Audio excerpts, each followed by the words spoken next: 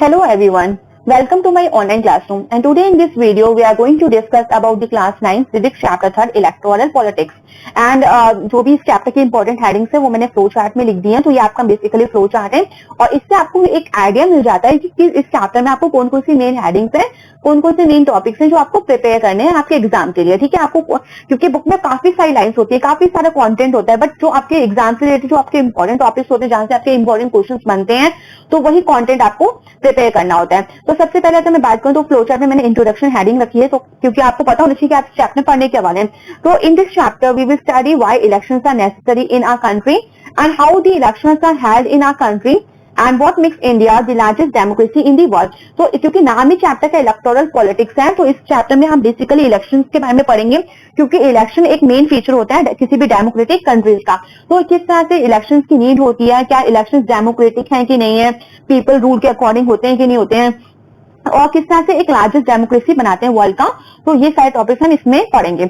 इसके बाद देखिए नेक्स्ट हेडिंग है व्हाई डेमोक्रेटिक इलेक्शन। ठीक है, क्यों डेमोक्रेटिक इलेक्शन जरूरी होते हैं। तो why do modern democracies have representative governments. क्यों इसमें जो है ये देखिए सब क्वेश्चन टाइप में पूछा जाएगा आपसे कि why do modern democracies have representative governments. क्यों डेमोक्रेसीज में, मॉडर्न डेमोक्रेसीज कंट्रीज की बात करें तो वहां पे क्यों रिप्रेजेंटेटिव गवर्नमेंट्स रखी जाती हैं।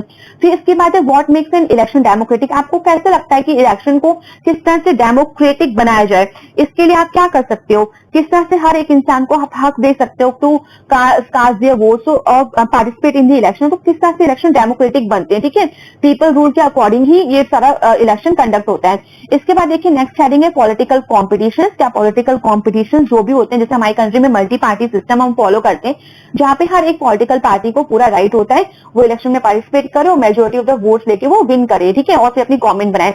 तो इसके लिए इसका क्या मेरिट्स है और डीमेरिट्स क्या है, ठीक है, इसके क्या फायदे हैं, क्या नुकसान है, वो सारे पॉइंट्स हम इसमें कवर करेंगे।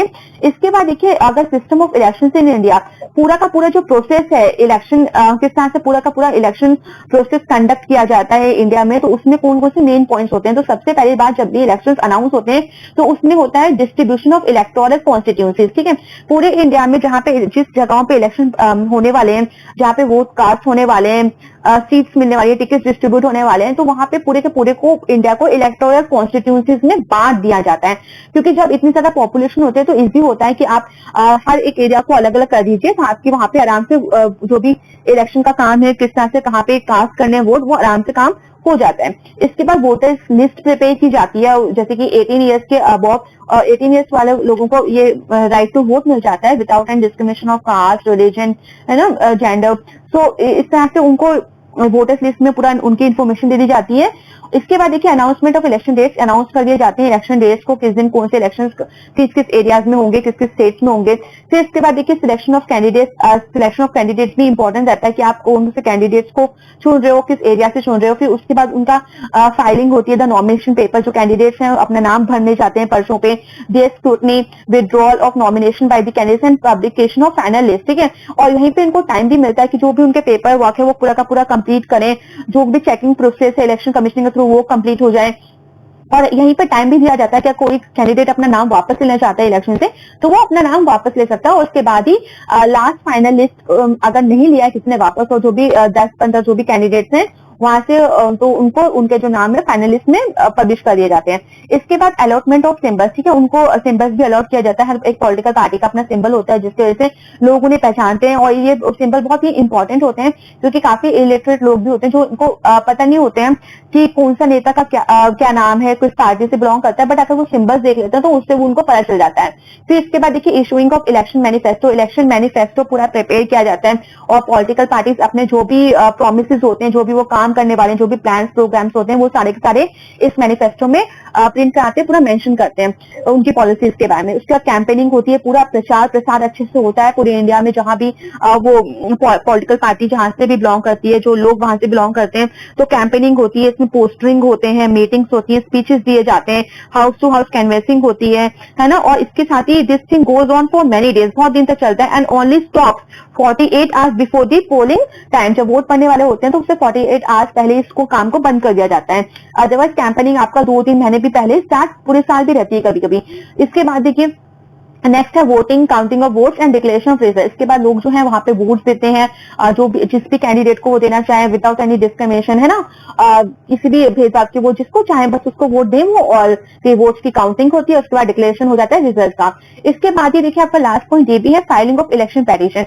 सपोज करिए कोई पॉलिटिकल पार्टी को लगता है कि कुछ इलेक्शन प्रोसेस में कुछ गड़बड़ी हुई है, या फिर किसी को भी अगर इससे कुछ प्रॉब्लम हुई हो इलेक्शन से, तो इसके खिलाफ जो है आप एक फाइल कर सकते हो इलेक्शन पेटिशन, और उसकी फिर पूरी अच्छे से जांच होती है, ठीक है। तो if any candidate is not satisfied with the election results, he can go to the court of law to redress his complaint. तो इस तरह से पूरा का पूरा प्रोसेस कंप्लीट होता है। इसके बाद देखिए आपका है नेक्स्ट है universal franchise and it's rational behind it, ठीक है।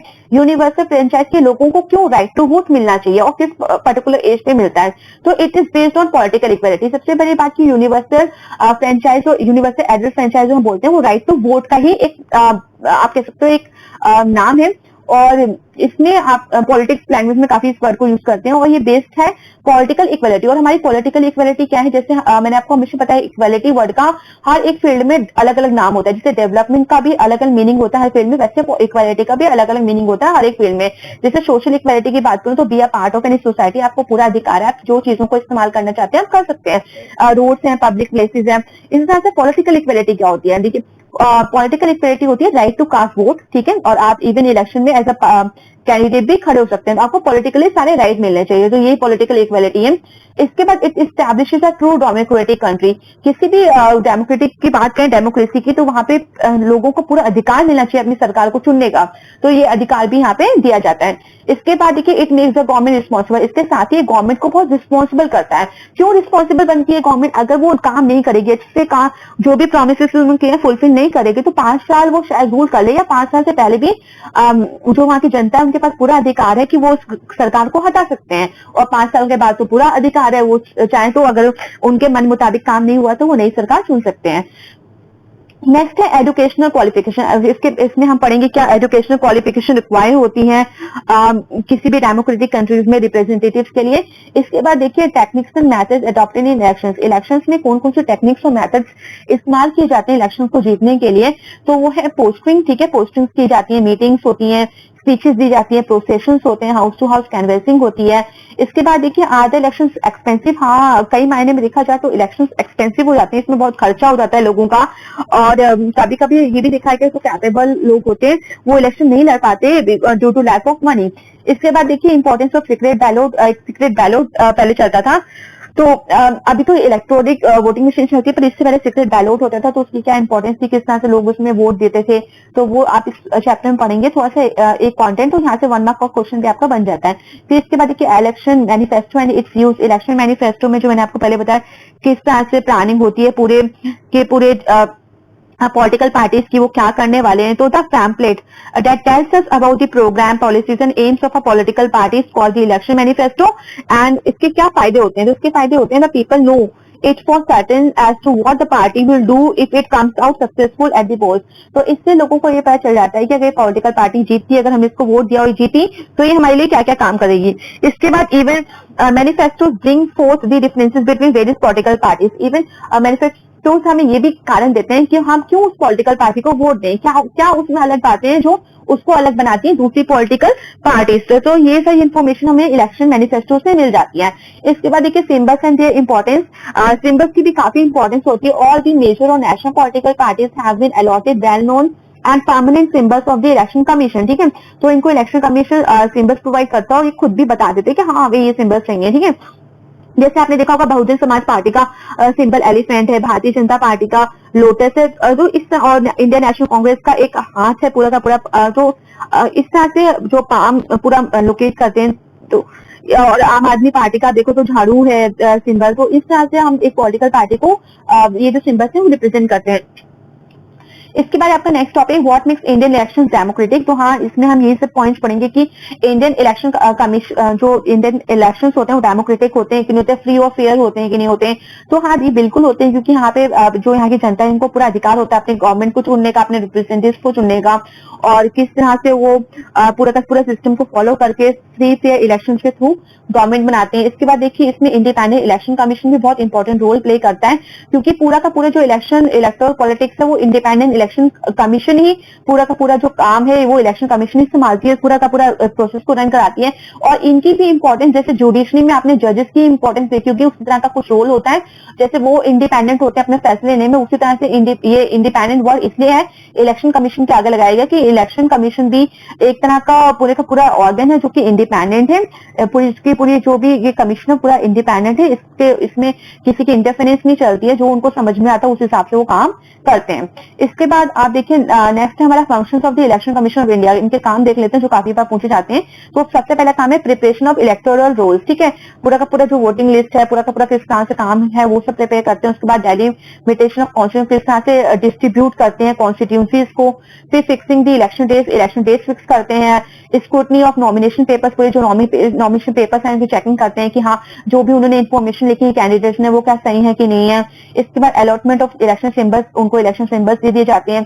प्रिंटिंग ऑफ बैलेट पेपर्स, जो सीक्रेट बैलेट सिस्टम जो चलता था वोट देने का, तो प्रिंटिंग ऑफ बैलेट पेपर्स होते थे, उसमें स्टैंप लगती थी, फिर लोग फोल्ड करके मतलब जिसको चाहते थे वोट देना वो उस पेपर में स्टैंप लगाता था, उस मोहर लगाता था जिस पॉलिटिकल पार्टी के सिंबल की, और उसके बाद वो उस सीक्रेट बॉक्स में डाल देता था।